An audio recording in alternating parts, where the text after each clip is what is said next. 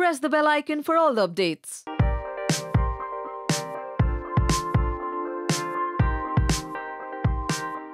I have to first express my gratitude to Ashish for inviting me here today, for the tremendous power of Unilever and, of course, Brooke Bond Red Label, who have endorsed this tremendous cause, to Shamir, to Kumar, to all of you wonderful gentlemen who have actually relentlessly worked towards what I call a tremendous, and I don't call it a cause, I call it a tremendous responsibility that most of us as human beings must have.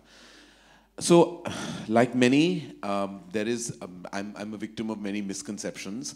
When I was a filmmaker, there was always a certain cinema attached to me, which is, grand and glorious and, NRI friendly is what I got a lot. And also rich people's lives. I kept being told that, you only make films about rich people and as if to say that perhaps people of a certain privilege are not allowed emotion. Which is fine. I dealt with all of that, and I dealt with it and took it in my stride, because to me, Indian cinema, Hindi cinema was everything.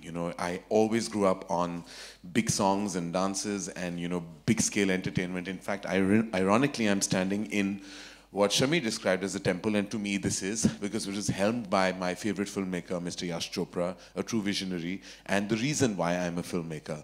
I was just a me too of him in my head and heart, and all I ever wanted to do was emulate his vision. And then there was a point in my time where I realized that just making movies for just the purpose of entertainment is not eventually the endeavor of a filmmaker. It's to make a point.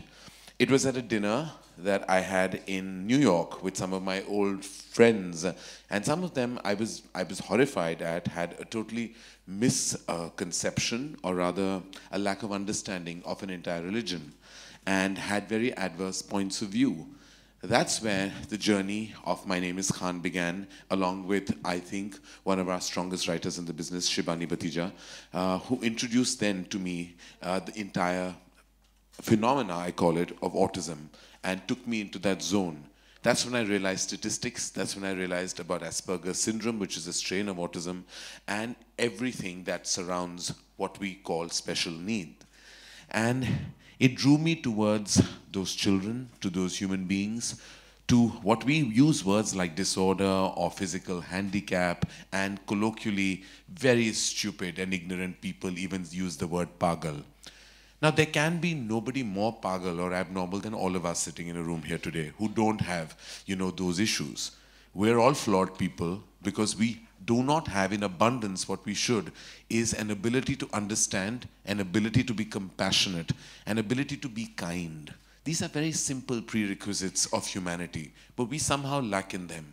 We somehow get so defensive about somebody else's problem that we tend to slot them and put them in boxes, not realizing that some of them just did not want it that way. And it just so happened that the universe gave them that. At times, it could even be, something that was not in their control, or something. Sometimes when mental health, we talk about things like anxiety and depression, things that happen in the course of your life.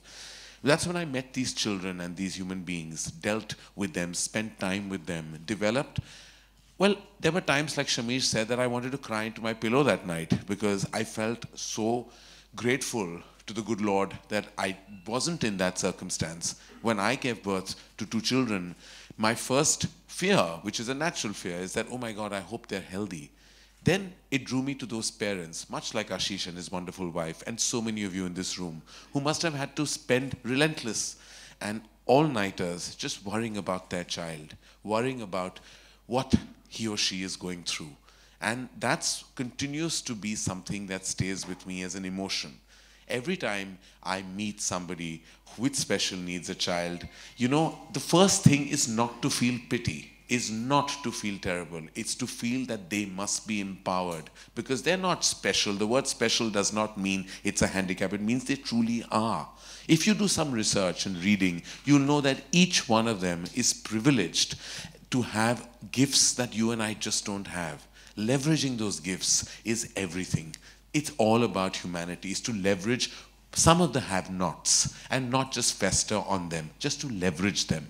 Music is such a tremendous binding force, and I wish I had the large-heartedness of Ashish and his entire team and all of you sitting here to spend relentless hours to just make sure that you leverage these wonderful gifts that children have, and even some of them who are older. And I think music is such a tremendous, like I said, a binding force. It brings you together. It kind of unites you in a way that no other force does. We're all privileged to be able to listen to, absorb, and emulate music. And music and this entire Six-Pack Band 2.0 is not just a phenomena. It is the future. We as human beings have to get more compassionate about what surrounds us. We have to be accountable to our environment, but not just our environment, our animals, but also to human beings who need our help. Our help not in a way that is bichargi, or help that is, sahara. These are very sad and unfortunate words. They need your strength. They don't need your weakness. They need for you to empower them because they are amazing. Each and every one of them. And what I'm going to introduce today is something that makes my heart large and happy. And today, just coming here for an event is really truly nothing. But constantly, I have been dealing with them very silently. I've been with organizations that deal with children like this, especially because I think I was always a born mother in my heart. I always had a sense of nurturing. To me, I'm privileged finally to be a mother and a father to two wonderful children. And I hope I can raise them to be human beings like Ashish and his wife and many of you in this room. So today, with great pride and with love in my heart, I want to introduce you to the video of what I called 6 phenomenal children. Each and every one of them. I mean, from Anjali to Ananya to Parth to Prerna to Maitreya to Rishan, each and every one of them are empowered, they are superb, they are supremely talented, and more than anything else, they are born fighters.